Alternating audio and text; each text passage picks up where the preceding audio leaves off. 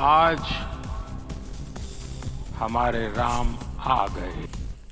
नमस्ते दोस्तों, देश में राम राज्य स्थापित होने के बाद आज पहला दिन है। और क्या दिन है, आपने नोटिस किया? अखबारों से क्राइम की खबरों वाला पन्ना गायब हो गया। देश में कहीं कोई जुर्म नहीं बचा। क्राइम रिपोर्टर्स को चैनलों ने घर भेज दिया। आप चाहें तो खुद चेक कर सकते हैं। अपना महंगा मोबाइल रोड पर फेंक दीजिए, वो जिसको मिलेगा वो आपके घर देने आएगा। ये सब परसों तक होता था दिल्ली नोएडा की गलियों में कि लोग कंटाप मारकर हाथ से मोबाइल छीन ले जाते थे। अपनी बाइक में चाबी लगाकर दिल्ली की किसी भी रोड पर खड़ी कर दीजिए, कोई हाथ नहीं लगाएगा। पुलिस की जरूरत भी नहीं रह गई क्योंकि देश में कोई अपराध ही नहीं हो रहा। जनता स्वयं से इतनी समझदार हो गई है। कल मैं देख रहा था कि सारी पब्लिक रोड पर झंडे लेकर घूम रही थी। मैंने सोचा कि इतने सारे लोग धार्मिक हैं तो चोरी, छिनैती, डकैती, साइबर क्राइम, हत्याएं और फ्रॉड कौन कर रहा है? फिर पता चला कि इनमें से ही बहुत से लोग क्रिमिनल थे, लेकिन झंडा उठाने के बाद राम राज्य में आ गए हैं। क्राइम व्राइम सब छोड़ दिया है। बहुत बढ़िया दिन है आज का, एकदम नई ऊर्जा से भरा हुआ। सभी के पास रोजगार है, सब अपने काम में व्यस्त हैं। सबके घर नलों में साफ पानी आ रहा है और सबको खाना मिल रहा है टाइम से। परसों रात तक उत्तर भारत में सैकड़ों लोग सड़कों पर बोरा ओढ़ के लोग पड़े थे ठंड से बचने के लिए।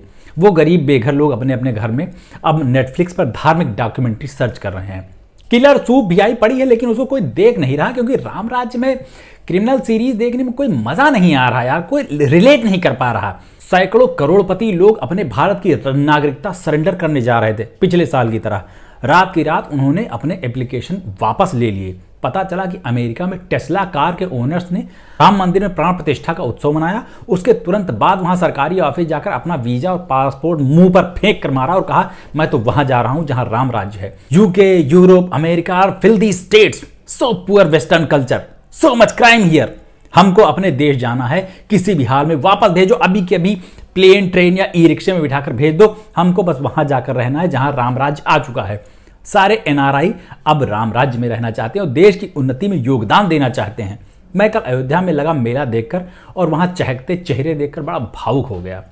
मुझे अपने देश का बुरा समय याद आने लगा, जब कोरोना से लोग पट पट करके मर रहे थे, भाड़ में पड़े चने की तरह।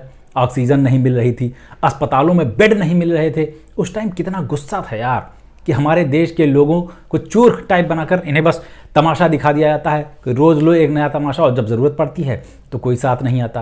लेकिन उसके बाद भी तमाशे में कमी नहीं आई। वर्ल्ड कप, कभी चंद्रयान, कभी बिग बॉस, और इन सबसे मन न भरे तो शोएब मलिक की तीसरी शादी।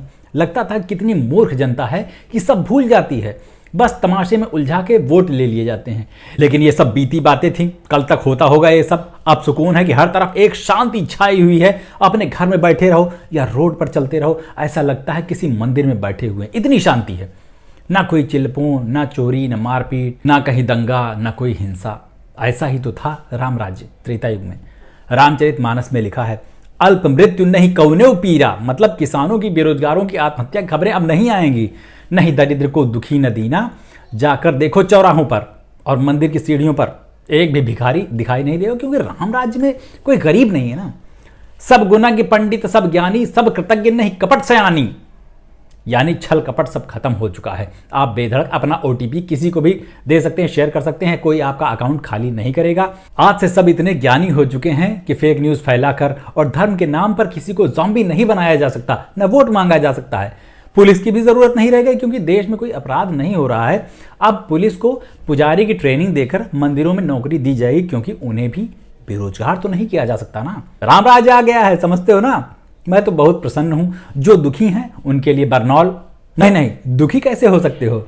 राम राज्य में तो नहीं दरिद्र को दुखी न दीना, कोई दीन दुखी है ही नहीं। चलो, जय सिया राम।